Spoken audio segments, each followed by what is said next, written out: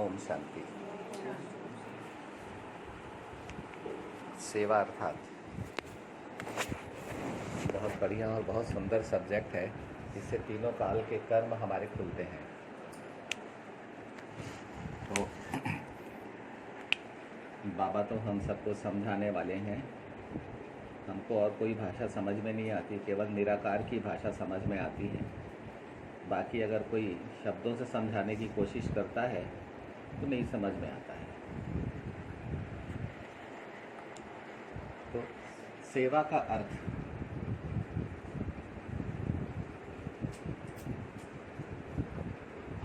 बहुत गहरा अर्थ है सेवा का, कि आत्मा का, ठीक है, आत्मा संसार में क्यों आई देखने के लिए। देखो, हम समझते हैं बहुत सुंदर बात, हमारी इंद्रियों की ऊंचाई को हम समझते हैं कि हम ऊंचे से ऊंचा काम, यहाँ से यहाँ तक की यात्रा आत्मा को 5000 साल में पूरा करना है। ये है आत्मा का ड्रामा जो बुद्धि में है, बुद्धि का ड्रामा जो बुद्धि में है। आत्मा की आँखें, यहाँ पर मस्तक है, इस ऊंचाई पर आँखें हैं, इस ऊंचाई पर कान है। अपन इंद्रियों की बात कर रहे हैं। इस ऊंचाई पर मुख है, ठीक है। यहीं पर आपको जीभ मिल जाएगी, ये भी इंद्रिय है मुख के अंदर में। उसके बाद में आ जाए तो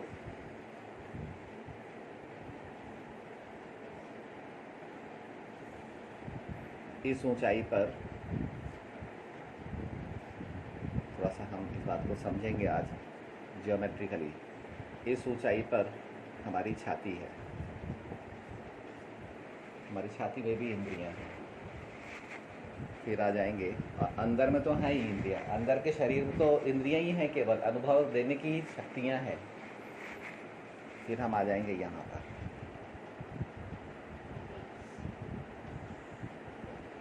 यह हमारी कमर है।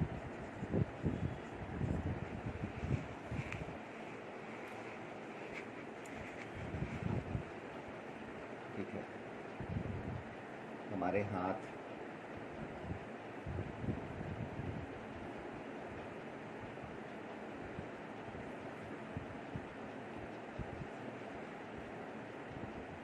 हमारे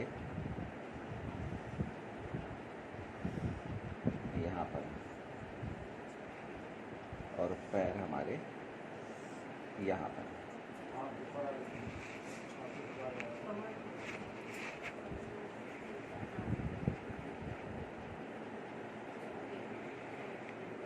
हाथ इधर आएगा,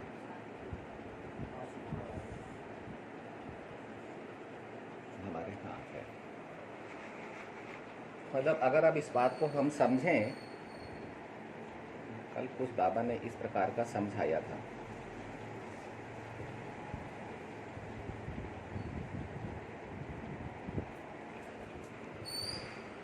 बहुत सुंदर सी बात आती है इसमें कि ये ऊंचाइयां हैं, और हम जो भी कुछ सेवा करते हैं, हमारी संपूर्ण ऊंचाइयों में एनर्जी का फ्लो होता है, और हमारी संपूर्ण ऊंचाइयों में हमारी इंद्रियां हैं, और हमसे कनेक्टेड। थोड़ा बड़ा चित्र बनेगा, ये बीच में बनाना था, लेकिन उधर कुछ और बनाना चाह रहे थे। हमसे कनेक्टेड 700 करोड़ आत्माएं हैं, और एनर्जी का प्रोडक्शन यहाँ पर हो रहा है, कारण हम ईश्वर अर्थ सेवा कर रहे हैं।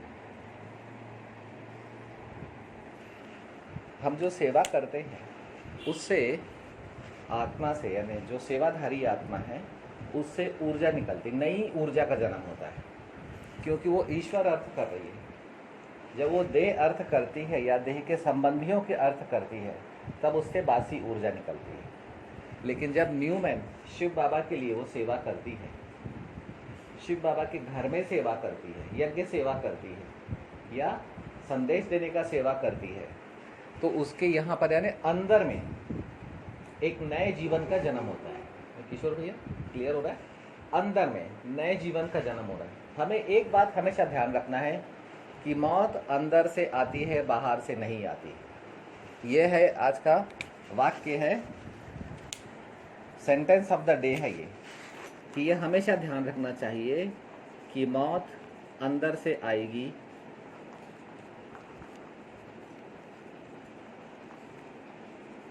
बाहर से नहीं। अगर बाहर से आती है तो बहुत सुंदर बात बाबा देखो बोल रहे हैं, अगर बाहर से आती है तो उसे क्या कहते हैं?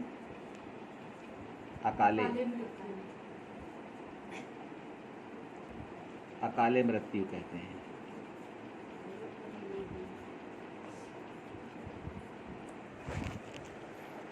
इसीलिए बाहर से नहीं डरना है, डरना है अंदर से। मौत बाहर से नहीं आनी है। ये आज का इसको महावाक्य बोल लें, आज का सेंटेंस ऑफ द डे बोल दें या सेंटेंस ऑफ द लाइफ बोल दें। हम लोग डरते हैं बाहर से, इधर से आवाज आई, उधर से हवा चली, उधर से ऐसा हुआ, उधर से ये, अच्छा इधर बैक्टीरिया, इसको बैक्टीरिया लग गया है, मैं भी मर जाऊंगा। डर हम लोग बाहर से डरते हैं, अपने अंदर में पाप करते हैं और बाहर से डरते हैं। बहुत बड़ी माया है ये भी। अब अपन आते हैं बहुत सुंदर सी बात पर कि अगर अब आप समझेंगे, हम इसको समझें इस बात को,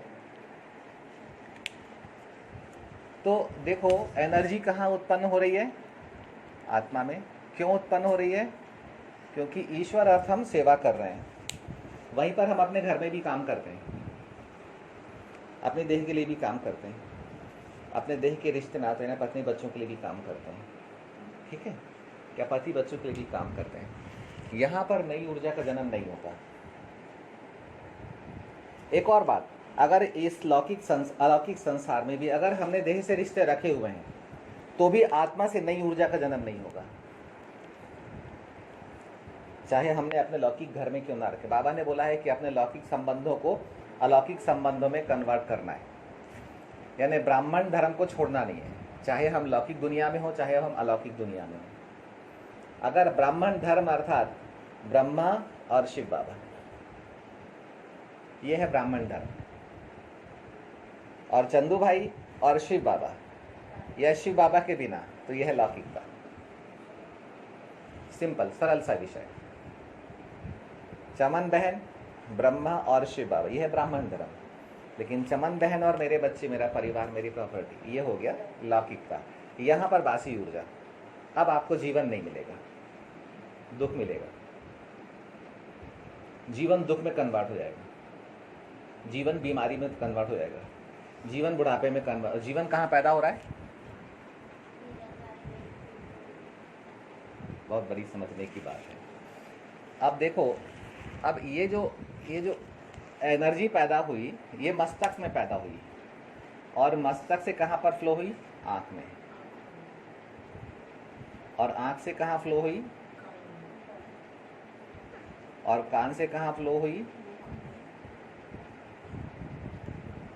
और मुख से कहाँ फ्लो हुई? ठीक है। और हाथ से कहाँ फ्लो हुई?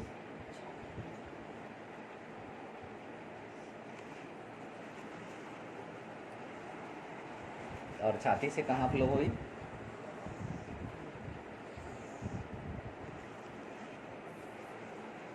और कमर से कहाँ फ्लो हुई?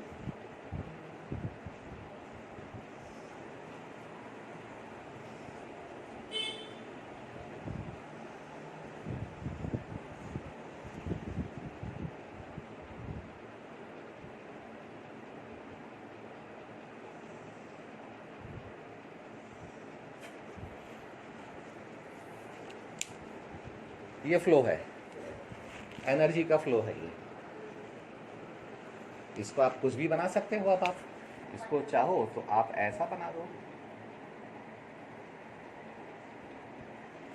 और इसको चाहो तो आप ऐसा बना दो। और इसको चाहो तो आप ऐसा बना दो, अपने ऊपर में है जैसा बनाना है आपको, यानी किस प्रकार का करना है। इसको चाहो तो यहाँ पर आप एक मंदिर बना दो, यहाँ से ऐसा, ये मंदिर बन गया आपका।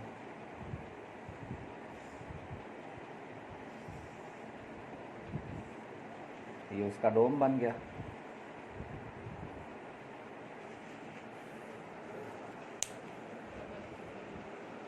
ये ऊपर का कलश हो गया, यहाँ पर कलश बना दो।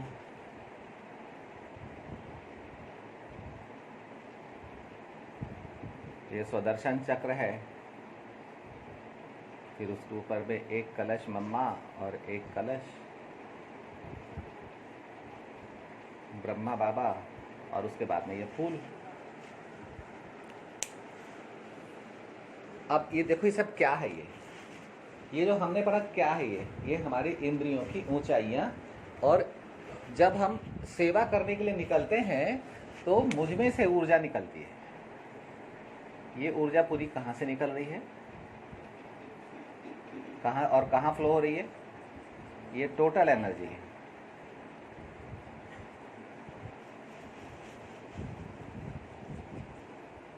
और मेरा कनेक्शन कितनी आत्माओं से है, तैयार हो? 700 करोड़ आत्माओं के लिए तैयार हो?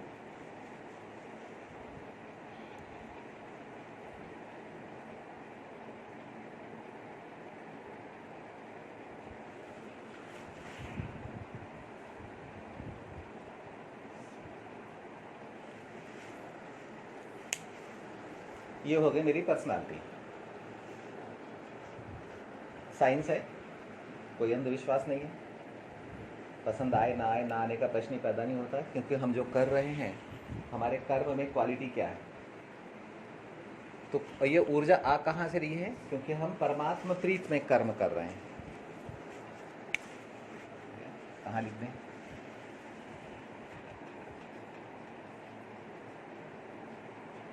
परमात्मा प्रीत में कर्म करने का प्रभाव। मंदिर तक भी ऊर्जा फैलेगी, मस्जिद तक भी फैलेगी। मस्जिद भी है, मंदिर भी है, चर्च भी है, हर सर्व धर्म तक जाएगी, क्योंकि कल्प वृक्ष भी यहीं पर है। यहीं पर कल्प वृक्ष भी है। इसको यहाँ से विस्तार कर दो, हो गया, कल्प वृक्ष बन गया। उसको क्यों छोड़ें, उसको भी पूरा कर देते हैं।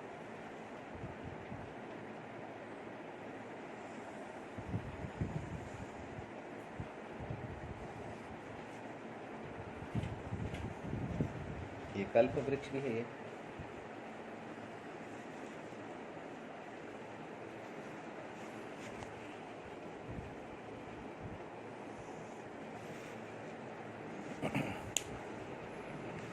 सब कुछ आ गया। यही चित्र बीच में बना होता तो कितना अच्छा, इतना विस्तार इनका पढ़ाते हैं बाबा। तो पढ़ाने वाला जब बाबा बैठा हुआ है तो वो मालूम भी तो नहीं रहता कि क्या पढ़ाने वाले हैं, कितना पढ़ाने वाले हैं। अब यही चित्र अगर इधर बनता तो कितना बढ़िया बनता। तो सर्वधर्म की प्राप्ति हमारे सेवा के कर्म में छिपी हुई है। हम लोग सोचते हैं कि हम सिर्फ पोछा लगा रहे हैं, या हम लोग सोचते हैं कि वो उसकी जिम्मेदारी है, वो करेगी या वो करेगा, मैं तो वीआईपी हूँ। दूसरा हम लोग सोचते हैं कि अब देखो, जब ये जो ऊर्जा फ्लो हो रही है, ये ऊर्जा कहाँ तक जा रही है, सर्व आत्माओं को जीवन मिल रहा है। हमारे ईश्वर अर्थ कर्म करने में सर्व आत्माओं को जीवन मिलता है, सर्व आत्माओं को जीवन मिलता है, क्योंकि हम परमात्मा पिता के अर्थ काम कर रहे हैं। ये जीवन हमारे को मिलता है, और केवल हमको नहीं मिलता है, सर्व आत्माओं को मिलता है। जो सेवा करता है, ये सेवा में इतनी ताकत है, जो सेवा करता है, सेवा उसको ताज पहनाती है, क्योंकि सेवा में विश्व की सेवा समाई हुई है। सेवा में विश्व सेवा समाई हुई है, छोटी मोटी सेवा समाई हुई नहीं है, विश्व सेवा समाई हुई है। हम अपने घर में जाकर कुछ भी कर लेंगे, लेकिन यज्ञ में सेवा करने में हमारा उमंग उत्साह कम होता है। लेकिन बहुत समझने की बात है कि मैं आत्मा अगर अपने मृत शरीर से जो पल पल छूट रहा है, अगर मैं ईश्वर अर्थ यज्ञ के लिए मैं कोई भीख नहीं मांग रहा, ईश्वर अर्थ परमात्मा के लिए, योगेश्वर जो हमें योग अग्नि में शुद्ध करके ईश्वर जैसा बनाता है, योगेश्वर बनने के लिए, ताजधारी बनने के लिए, चलो ताज भी हटाओ, सबको जीवन प्रदान करने के लिए, चाहे वो हमारा लौकिक घर हो, चाहे वो हमारा अलौकिक घर हो, चाहे विश्व की अज्ञानी आत्माएं हो, चाहे भक्त आत्माएं हो, चाहे दूसरे धर्म की आत्माएं। क्योंकि हमारा ये जो शरीर है, ये शरीर सिर्फ शरीर नहीं है, ये मूर्ति मात्र नहीं है, यही कल्प वृक्ष है, यही तीनों लोक इसमें छिपे हुए हैं, इसी में तीनों काल अर्थात सृष्टि चक्र छिपा हुआ है, आदि मध्य अंत इसी में छिपा हुआ है, इसी में 84 जन्मों की सीढ़ी छिपी हुई है, इसी से खास भारत का और आम सारे विश्व का उद्धार होना है, आधार सारे विश्व को इसी देह से ही मिलना है, उद्धार इसी देह, ये देह ही निमित्त बनेगी।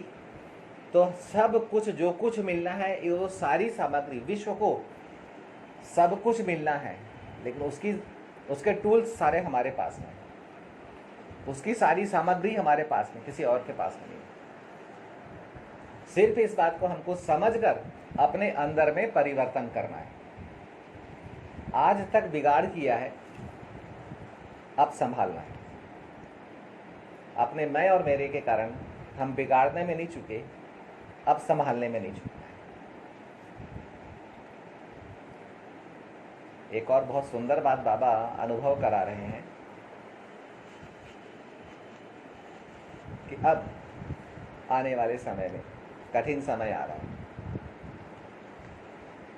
तो संगठन का बल, हर आत्मा को संगठन के लिए किले का काम करना है। अचल अडोल ईंट चाहे कितना भी बड़ा भार हो, हिलना नहीं चाहिए। मैं कहीं भी हूँ, अपने कल्प के पहले पहले अलौकिक संगठन के लिए मैं एक अचल अडोल ईंट का काम करूँ, फाउंडेशन का काम करूँ। मैं कहीं भी हूँ, कुछ भी हूँ, हिलना नहीं है मुझे। लेकिन जब तक ये ऐसी पढ़ाई नहीं होगी, बड़ी पढ़ाई नहीं होगी, तब तक ये नहीं हो सकता। जब तक मैं अपने लिए, अपने परिवार के लिए जी रहा हूँ, जब तक ये उसका है वो मेरा है,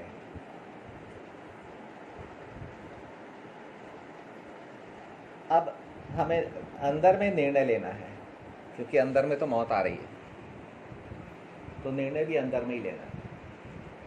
जब मौत आएगी तो कोई साथ नहीं रहेगा, केवल हमारे निर्णय साथ रहेंगे, हमारे कर्म साथ रहेंगे। मौत आई, आपने निर्णय ले लिया जाना है, फट से निकल गए, निर्णय नहीं लिया, तड़पने लग गए, तो हमारे साथ में हमारे पुण्य कर्म और हमारे निर्णय की शक्ति जाएगी, हमारी बुद्धि जाएगी, हमारा मन जाएगा, हमारी संकल्प शक्ति जाएगी, हमारी दिल जाएगा, हमारी भावनाएं जाएंगी, हमारी मिठास जाएगी, हमारी दुआएं जाएंगी, हमने जितना किया है हमारे सेवा का बल जाएगा, हमारे अच्छे कर्म जाएंगे। कोई भी रिश्ता नाता, कोई भी आत्मा नहीं जाने वाली है। तो किसी भी आत्मा के पीछे में हमें अपना समय, संकल्प और ऊर्जा खराब नहीं करनी है।